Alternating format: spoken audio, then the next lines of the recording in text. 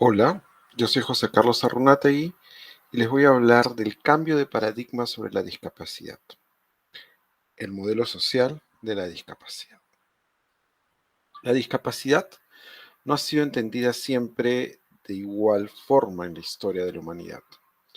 Han habido distintas maneras de ver y de tratar a las personas con discapacidad.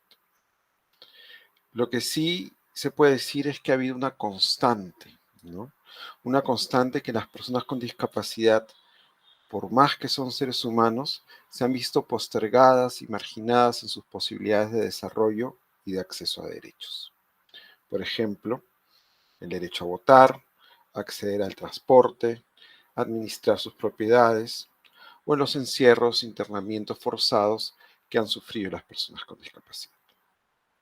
Sin embargo, es fundamental saber que hoy existe un enfoque vigente en el campo de las leyes y de la teoría académica, el mismo que busca que se reconozca a las personas con discapacidad como sujetos a quienes se les debe tratar ofreciéndole las mismas oportunidades que a todos y todos. Para ingresar a comprender este paradigma, es importante mirarnos a nosotros mismos, identificar qué ideas tenemos sobre la discapacidad y cómo asumimos que debe ser tratado o tratadas las personas con discapacidad, ¿no? Y cómo lo hacemos en la práctica. Eh, es muy probable, ¿no?, que si le preguntan a un grupo de personas, ¿no?, qué características tiene una persona con discapacidad y qué trato debe recibir, la mayoría respondería que una persona con discapacidad es una persona con defectos o impedimentos, o especial, que requiere un trato médico para poder lograr sus objetivos. Esta mirada está centrada en el individuo como problema, ¿no?, y en la solución como una cura o tratamiento. Quizás tú coincidas con esta mirada, ¿no?, pero si te detienes a pensar un rato en esta visión, cabe preguntarse, ¿no?, ¿qué pasaría con las necesidades de transporte, de comunicación, de acceso arquitectónico que tienen las personas con discapacidad? ¿Esta visión contempla esas necesidades? ¿No sería una visión incompleta? ¿Se puede cuestionar esta visión? Resulta necesario entender que la discapacidad es una noción construida socialmente y que hacer una visión histórica sobre las diferentes ideas y prácticas que ha habido frente a ella nos sirve para cuestionar tratos injustos y adoptar miradas más completas e inclusivas. Es preciso ver entonces el panorama histórico de la discapacidad a través de los distintos modelos que han existido para entender y tratar a las personas con discapacidad. Eh, es preciso empezar, ¿no?, con el modelo de prescindencia, ¿no? Para la Real Academia de la Lengua, prescindir quiere decir dejar de contar o renunciar a una cosa o persona, ¿no? En la antigüedad se asumía que las personas con discapacidad tenían una condición por razones religiosas. Era un castigo de los dioses debido a un pecado cometido por los padres, ¿no? O era una advertencia de una catástrofe que se venía. De esta forma, la persona con discapacidad se consideraba un lastre para la comunidad y que no tenía nada que dar a la misma, ¿no? Como parte de este modelo, del modelo de prescindencia, ¿no?, está el submodelo eugenésico, ¿no? Tiene que ver, que lo podemos ver, por ejemplo, en la imagen que está acá a la derecha, ¿no? Tiene que ver con considerar que las personas con discapacidad representan vidas que no merecen ser vividas, ya que son asumidas como una carga para el progreso de la comunidad. Esto lo vemos, por ejemplo, en la sociedad antigua, Esparta, ¿no? Cuando los niños nacían con algún tipo de deformidad, eran arrojados desde el monte Tayeto, ¿no?, realizando así prácticas de infanticidio o eugenésicas. Este modelo de prescindencia tuvo un giro, digamos, pues con el submodelo de la marginación, ¿no? Las prácticas asociadas a este submodelo son de exclusión o marginación. Así, las personas con discapacidad son consideradas objetos de compasión o advertencia de peligros, como si fuesen castigos divinos, ¿no? O seres con alguna carga sacralizada. Si bien ya no se recurría al infanticidio, estas personas se consideraba que merecían ser vividas, pero al margen de la sociedad, ¿no? Ya sea como mendigos, objetos de diversión, ¿no? Y que debían ser tratadas con compasión o con prácticas caritativas. Los ejemplos más claros de este modelo los encontramos en la Edad Media, ¿no? Donde se asumía que estas personas eran seres fallados, ¿no? Por designio divino, y que como tales habría que verlos con resignación y tratarlos con caridad, pero siempre al margen de los espacios de la vida social. El modelo médico rehabilitador, ¿no? Este modelo parte de la idea que la causa de la discapacidad es científica y ya no religiosa, ¿no? Además, asume que las personas con discapacidad pueden aportar a la sociedad, ¿no? Sin embargo, se focaliza en comprender la discapacidad en términos de salud y enfermedad.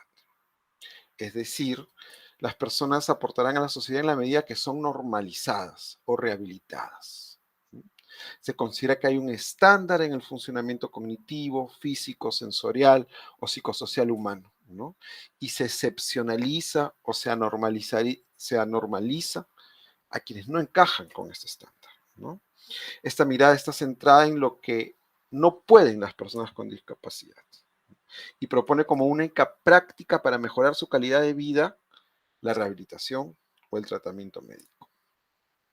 Los ejemplos más claros de esto son la institucionalización de los pacientes psiquiátricos, la educación especial, ¿no? O el empleo protegido, por ejemplo, ¿no? Aparece luego, ¿no? El modelo social de la discapacidad, ¿no? Lo central en este modelo es la palabra social, ¿no?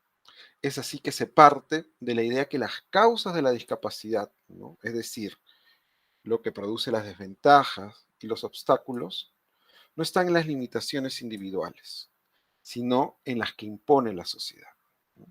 Esto se expresa, por ejemplo, en todos los obstáculos físicos existentes en el espacio urbano o en las construcciones, en la ausencia de plataformas sin braille y de lenguaje de señas que encontramos en la mayoría de los medios de comunicación, o en la falta de recursos académicos y pedagógicos para enseñar a las personas en condición de espectro autista, ¿no? Que se evidencian en muchos centros educativos, ¿no? El foco principal del problema de las personas con discapacidad no está en su individualidad, ni en su cuerpo, ni en su deficiencia, ¿no? Sino en la represión que impone la sociedad a través de barreras, ¿no? Las mismas que impiden la participación en igualdad de condiciones en la vida social, ¿no? Estas barreras se desprenden de ideas compartidas socialmente en las que se ve a las personas con discapacidad como anormales o fuera de la norma, ¿no? Esta visión hace que el diseño de la vida social excluya, ¿no? A lo que no corresponde con la norma, ¿no? El modelo social de la discapacidad es la perspectiva vigente en el marco legal, académico, internacional y nacional, ¿no? Respecto al tema de la discapacidad, ¿no? Surgió de los propios movimientos de los colectivos de personas con discapacidad en la lucha de su reconocimiento, por su reconocimiento y de su valoración como sujetos que deben ser tomados en cuenta por la sociedad y los servicios del Estado como cualquier otro ser social. El modelo social, además de generar una mirada crítica a la forma que tradicionalmente se ha visto y ha tratado a la persona con discapacidad, propone una serie de lineamientos, ¿no? Para generar un trato digno e igualitario, aceptando a las personas con discapacidad tal cual son, implementando medidas para eliminar las barreras y generar acceso a derechos humanos. Si las causas de la discapacidad son sociales, las soluciones también, ¿no? Para terminar, es fundamental hablar de los fundamentos del modelo social de la discapacidad, fundamentos que tienen que ver con argumentos de justicia, ¿no? La vigencia del modelo social se sostienen argumentos éticos y un análisis integral de la sociedad y de la vida humana. Estas bases convierten al modelo social en el enfoque que mira y trabaja con la discapacidad desde los fundamentos de justicia de los estados modernos, democráticos. ¿No? Hemos visto cómo históricamente las personas con discapacidad han sido tratadas como objetos de atención médica y caridad. Hoy el modelo social plantea dejar de lado esa visión por una que reconozca que son sujetos de derechos y se respete su autonomía e independencia individual en ámbitos como el matrimonio, la administración del derecho, ¿no? Trabajar, estudiar, entre otros. ¿No? Eh, el modelo social de la discapacidad da un marco de trato digno, de derechos, de no discriminación para las personas con discapacidad. ¿No? El trato digno en la medida que exige el respeto por la dignidad humana de las personas con discapacidad, eh, entendiendo la dignidad